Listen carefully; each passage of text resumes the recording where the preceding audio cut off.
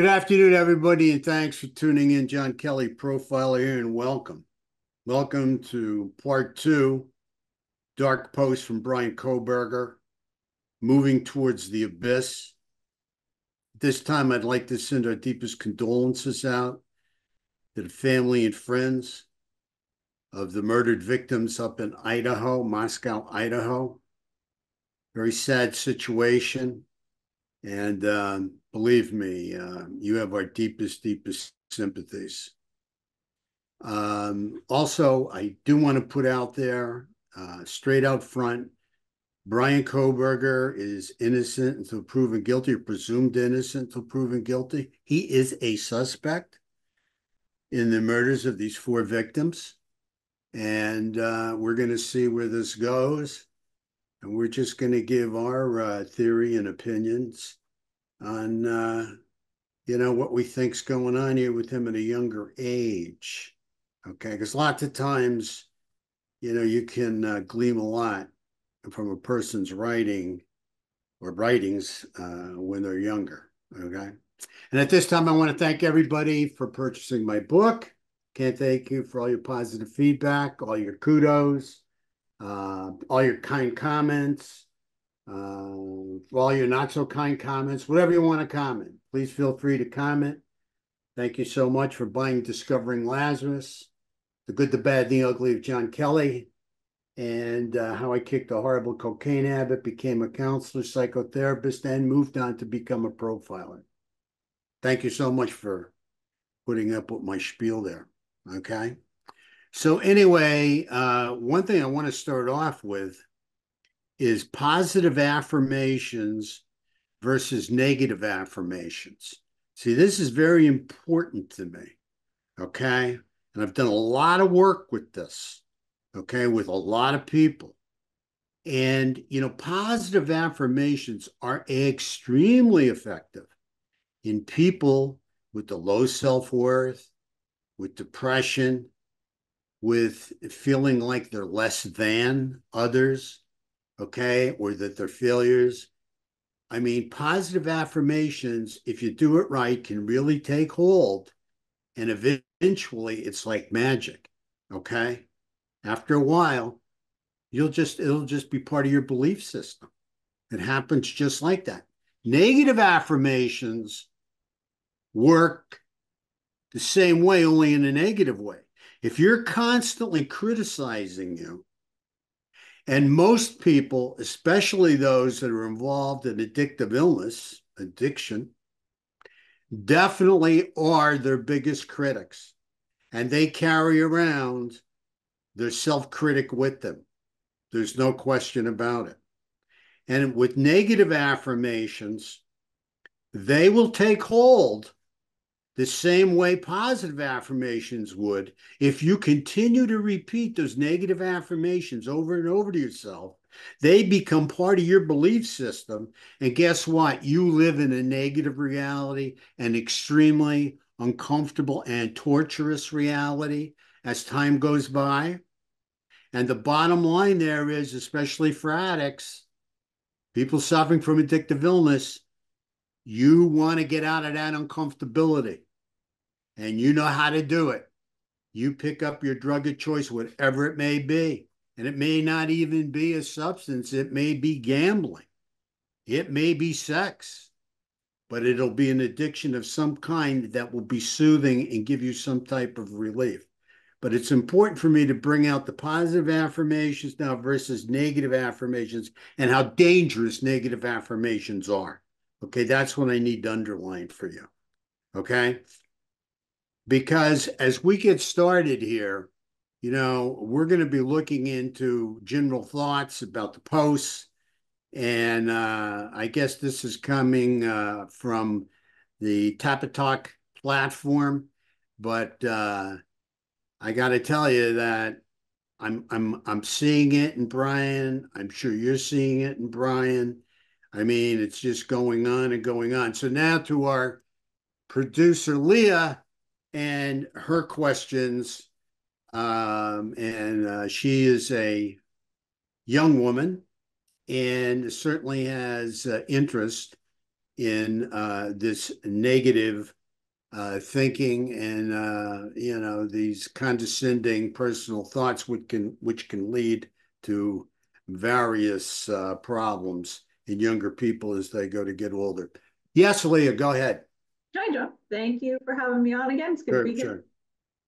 So, yeah, as you mentioned, very interested in this younger person's perspective here, Brian's.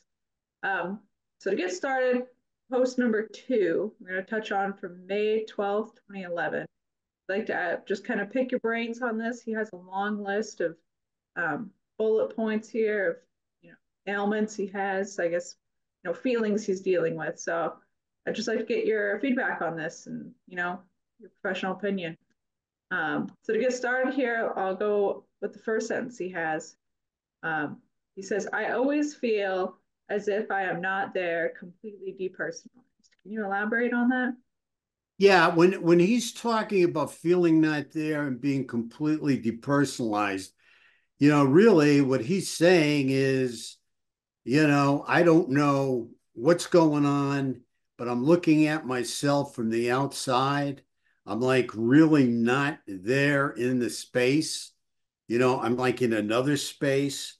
And to be honest with you, at this age, I mean, there's something going on here with this young man, and he's disassociating. He's starting to really disassociate, as far as I'm concerned.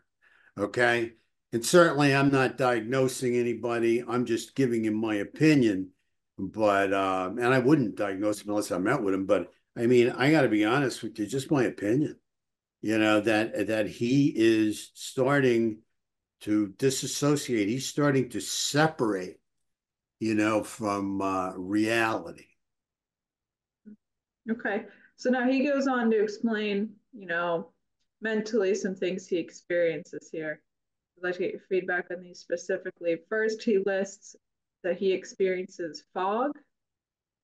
Yeah, and that's something that's interesting to me because when he says fog, we've all had, I assume I know I've had it, fog brain. I mean, you didn't sleep right, or, and you wake up and you're kind of like, foggy, and, you have a hard time getting it together, whatever. I assume that's what he means. But you gotta have to understand, Bryan Kohberger is extremely visually oriented. I mean, that I believe is totally his primary intake sense, his go-to sense. He's very visually oriented. And I'm not sure if it's him feeling numb, like he can't think straight and he's kind of in a fog, or if he's seeing a fog. And the reason I say that is because he has talked about visualizing the snow, okay? The visual snow. And, you know, if he's visualizing the snow, is he visualizing the fog? Okay, only he can answer that question. So I think it can be like, where he's having trouble thinking, his brain's fogged up, or he's visualizing fog like he visualized the snow. The problem I have is that this young boy has a lot of insight into himself early on, and it's pretty sad to see this taking place. Unfortunately, these are the ingredients that go into a lot of people who end up mentally ill. Go ahead. Okay, no problem. So he lists next lack of comprehension at some times. Is that similar to fog or Yeah, elaborate? that comprehension can be a number of things. I wish he was more specific about that. I mean, what can't he comprehend? Okay. Can it be right from wrong? Could he be headed in that direction? That he can't comprehend what's right, what's wrong? Can't he comprehend, people, talking, or people acting out what their emotion? He can't comprehend their emotions. He can't comprehend how people feel. Because don't forget, later on, he's asking these criminals a number of questions on how they felt after they committed a crime, or if they got away with a crime, or, during the crime. So it's like he's having a hard time at this young age comprehending feelings, I believe. I'm not quite sure, but he's not being specific here. Yeah, I can see that. So there's another point here. He feels like his life is a movie. Depersonalization, he has in parentheses. Well, again, he's really in. He understands this depersonalization. He's talked about it before, and he's outside looking in, if you will. And again, he's disassociating. He's disassociating. There's no question about it. And it's like his life is a movie in a way to him, and he's outside looking in at it. You know, and until I know better, or somebody can prove something else, I have to believe again this is a process that this young man is engaged to at a very early age that's causing this depersonalization, and it's all about the disassociating and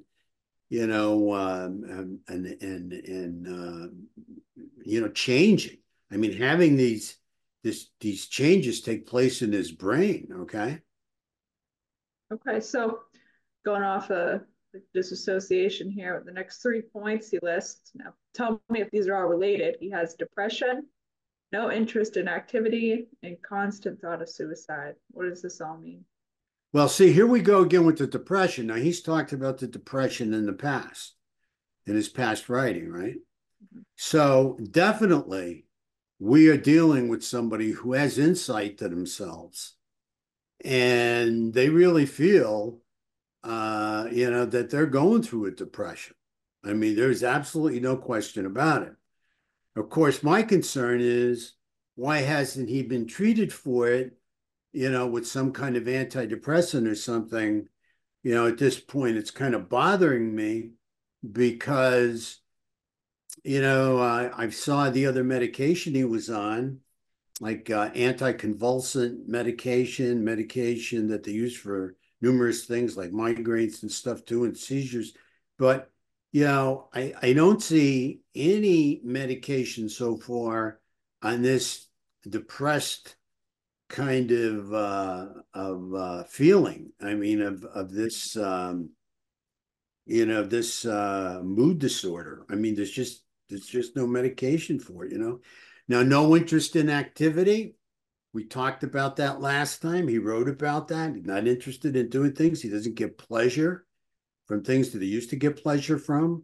That's anhedonia. That's another type of depression, or runs along with, say, a major depression or a clinical depression. Can pop up anywhere. It's one of the first warning signs that something's going on with somebody. Uh, Constant thought of suicide. Those are suicidal ideations. He's having suicidal ideations. He's really dancing with depression, big time. There's no question about it. And, again, I'm not hearing about any psychotherapy. I'm not hearing about any pharmacological intervention for this. I mean, and he sums it up with crazy thoughts. He brings up crazy thoughts.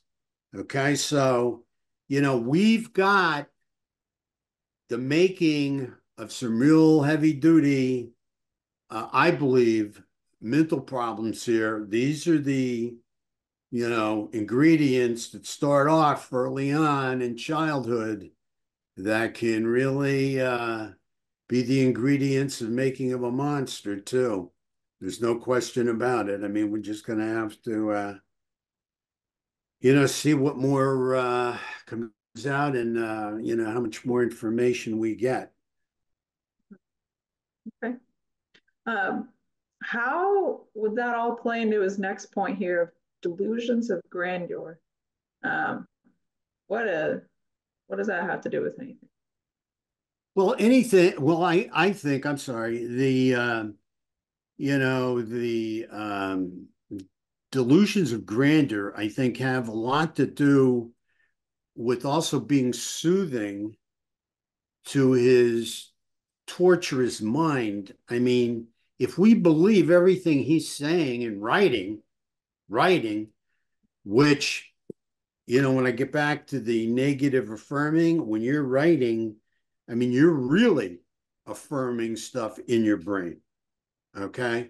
So I think we're dealing with a tortured brain. I mean, I think he's just being tortured by all these thoughts. I mean, can you imagine at this age having all these thoughts? So where is the built-in physical antidepressant? Usually that comes in through pleasant or obsessing thoughts that might be soothing. So I think these delusions of grandeur, and he doesn't get into what they are. I wish he did, and we'd have a better idea. But he goes off into this world, these, delusions of grandeur, and he's in that kind of his own world there. And I think that gets him away from pretty much all this, other stuff. I mean, it gets him away from all this negative thinking, these negative thoughts that are torturing him. And, we call them cognitive distortions. There's really no validity to these thoughts. They're coming out of left field, but they really attack people, and I believe are the cause of a lot of depression, or part and parcel of any depression, and they have to be dealt with, because when you think something and you have that thought, that creates a feeling. So if you have a thought you're no good or you're a bad person or whatever, guess what? You start to feel that. Okay. Now, we'll get into that a little bit further down the line. But these delusions of grandeur, I think, are very soothing and self-gratifying for him. And I think it's part two of, we're starting to again see some direction towards the narcissism. Okay. Because having those delusions of grandeur, you know what I mean? So he's obviously in control. It's obviously has some power here in these thoughts. They're grandiose. Okay, delusions of grandeur or grandiose. He's feeling really good about something that takes him out of, that negative, torturous world, that he seems to be living in and going through. And unfortunately, if that's his built-in antidepressant, if that's how he deals with these, he will, constantly retreat back to these delusions of grandeur, and then they become obsessions. And any way to deal with anything that's negative going on in his head or uncomfortable, causing him uncomfortability, he can always retreat to his other world, which is made up of these delusions, and we're very, very probably very grandiose fantasies or obsessions. Okay, so a further question on that point. Would you consider that maybe part of his fantasy, or could it be his fantasy later on? Or just curious there. Would that have anything to do with his delusions of grandeur? Well, this is how it starts. I mean, the fantasies start early on, as I mentioned last time. And usually they are very grandiose, and usually they have something to do with power and control. Now, you could have an obsession or a delusion of grandeur where, you're grandiose about being power and control, having a lot of power and control in some kind of company, or being a rich man, and you can be fantasizing about, growing up and being rich, or you can fantasize about being the leader of the pack, and being the head of this big gang or something. I'm just throwing these out, of course, but it's all, they all have some kind of power and control to them. I mean, that's why why they're delusions of grandeur. That's making you feel grandiose. And then, you know, also it can be sexual. You know, you can be the man the ladies want in your mind. Okay, they're crazy over you. You know, I mean, you can be that grandiose. Okay, but the one thing for sure is that these are, you know, self-soothing, and also, you're getting some kind of feel good from them. Okay, some kind of feeling of, shall we say, a high in a way, a really good sensation of feeling powerful and in control. Interesting. That's certainly an interesting point he mentions there. Okay, so kind of moving on here. Um, Anxiety he lists. I know we've talked about that a little bit here already in the last video. He also mentions here poor self-image and poor social skills. Where does that take him? Well, with the anxiety, I mean, again, the visual snow stuff, they say it's part and parcel of, with some people, of anxiety. Anxiety, goes with depression. Depression goes with anxiety. I mean, like brother and sister. For self-image, this is where we're going to be going probably in the next show, towards this, low self-worth, this part of himself that he, for whatever reason, loads. And it can just be he's overweight at this point in time, and that's what's causing the poor self-image, him thinking that he has a poor self-image, because it's true, he does. He's let himself get too overweight. And then again, he talks about poor social skills. Well, he does have poor social skills. But why does he have poor social skills? Well, he talks early on about, depersonalization. I think that has a lot to do with disassociation. So if you're not engaging with other people, if you're not in other people's worlds, you're not in reality. You're depersonalizing and being in your own reality. I mean, how are you supposed to establish rapport with other people and have good social skills? Okay, or have any social skills, you know? And this is where I think he could becoming asocial, not antisocial at this time, but asocial. Okay, heading towards maybe antisocial behavior, but not at this point in time yet. Okay, maybe enjoying the fantasies, to the what he calls delusions of grandeur. But I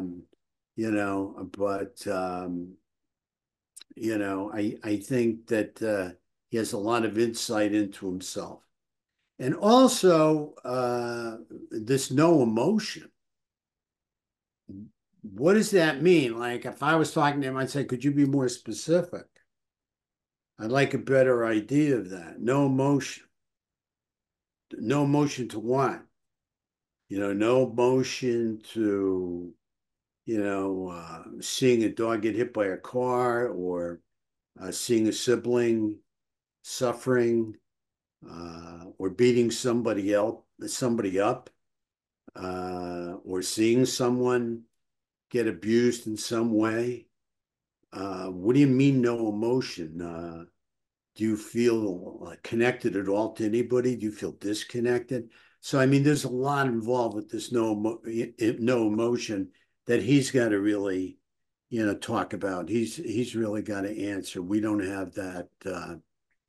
We can't answer that at this point. However, if he did move on to be a monster, and again, I'm not saying he is, he's only a suspect here and he's innocent of proven guilty.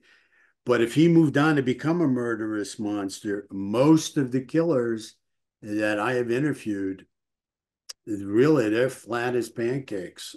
I mean, they just, they don't have any real emotion. I mean, unless it's, some kind of stimulating thought about how they're going to get over in some way, then they could turn on charm or kind of be a dark chameleon, if you will, and move on to get their self gratification. A lot of this has to do with self gratification in his own world. That's my thinking anyway. That's just my opinion. Okay. Yeah, no problem. Thanks for elaborating there on his no motion comment. So we have two more points left from him. The first one here being, I feel like nothing has a point to it. The kind of the no emotion you mentioned. Right. Where that one goes here.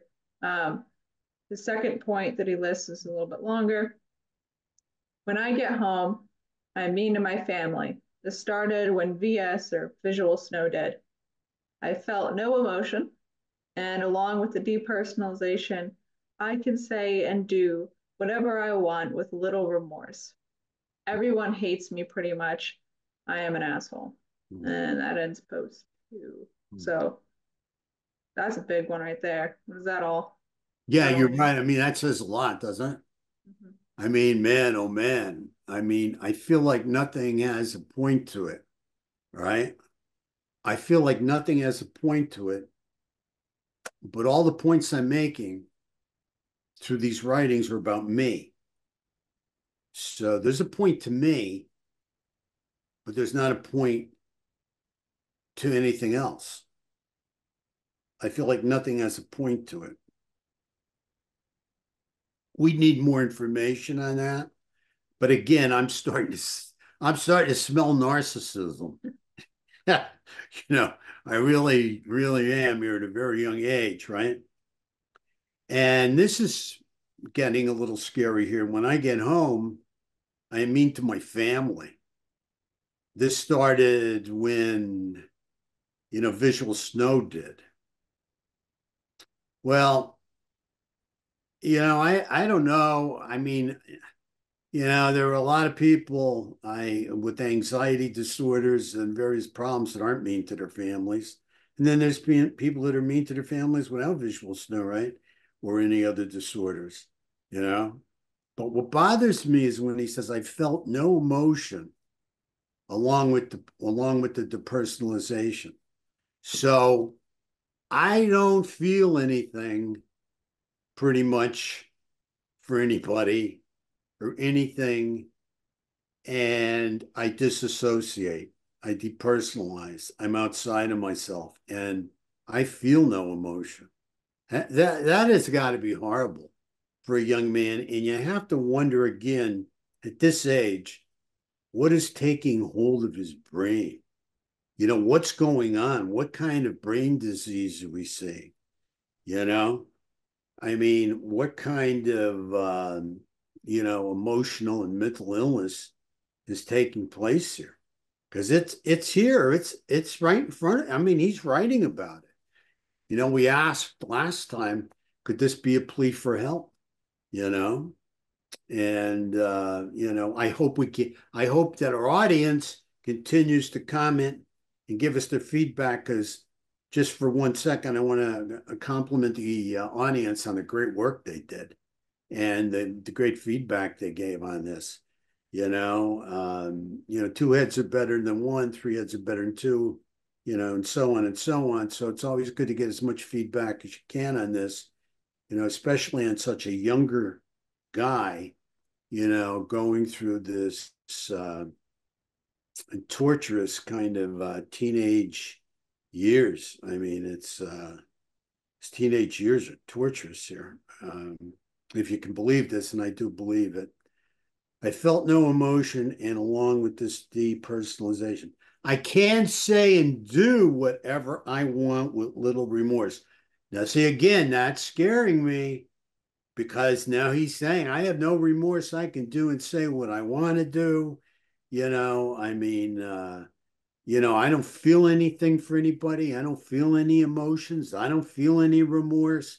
I can do whatever I want with little or no remorse whatsoever. Now, this is young. He's young here. Okay. And he's talking like this. Okay. Is it a plea for help? I mean, who the heck knows? But I really wish there was an intervention here sooner than later, folks. What I can say and do whatever I want with little remorse. I can say and do what I want with little remorse. Everyone hates me pretty much. Gee, I wonder why. If you can do what you want to other people and have very little remorse. So what you're telling me is you're abusing other people, okay? And you feel no emotion and very little remorse. Well, what supposed to, people supposed to bow down to you and like you? I mean, who likes somebody that, doesn't care about their emotions and who does whatever he wants to do and could care less? Okay. But what also bothers me pretty much about this, let me finish it up. Everyone hates me pretty much. I am an asshole. I am an asshole. He talks about, he's an asshole. People don't like him. He can do whatever he wants. There's very little remorse. He feels no emotion. Okay. He's mean to his family. I mean, he's upfront with that. Okay. He doesn't believe anything has any point to it. That's what people say 20 years later when it comes to the law. They have no respect or concern for the law. There's no point to it. They don't, it doesn't mean anything to them. They're above the law. Okay. So I'm not saying that's in his mind, but, I feel like nothing has any point to it. The one thing that's missing here, from the last couple of letters that we read here and brought out to our audience is the word guilt. The word guilt. There's no guilt here. He doesn't talk about guilt. It's not in his vocabulary. He doesn't feel any guilt. He doesn't mention it once. I haven't seen it. Maybe he did mention it and I missed it. If I did, it's on me, but he feels no guilt. Okay. I mean, he doesn't feel any remorse. How are you going to have guilt? Right. So, I mean, I don't, he's definitely going through some real brain changes here and really, really needed a psychiatric intervention. No question about it. But anyway, that's all I have for today on this letter. That's all I have too, John. Thank you for all your feedback and answering. Yeah, and thanks for the questions. Thanks for the way you set this up so we could try and give a comprehensive answer on the whole thing. But again, I'm only one person. I do love the audience getting involved in giving me their opinions. And, until we meet again, please continue to like and subscribe if you like the kind of thing we do and if you want to subscribe to us. Most importantly, make it a really good day. Let's have a great new year. Importantly, be safe out there. Watch yourself. New Year's can be a very dangerous time, although these days there's a lot of danger out there. So you got to keep your eyes open and, be on your toes. So until we meet again in the new year, thank you so much. Thank you for all your feedback, all your comments, and, for a great year. And you've really made us feel worthwhile. Okay. So we feel we're giving, something that's of importance and also something of value that's being accepted by all of you. So you help us with our self-worth. So thank you so much. And again, be safe until we meet again. God bless. Happy New Year.